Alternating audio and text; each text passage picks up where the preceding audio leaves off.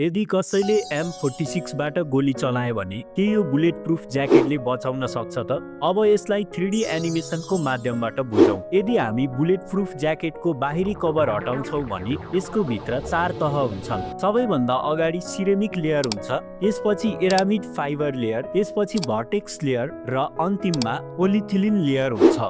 सबैभन्दा पहिले गोली सिरेमिक लेयरको सिरेमिक डिस्कमा ठोकिन्छ, जसले गर्दा गोलीको गति कम हुन्छ र यसको आकार पनि परिवर्तन हुन्छ।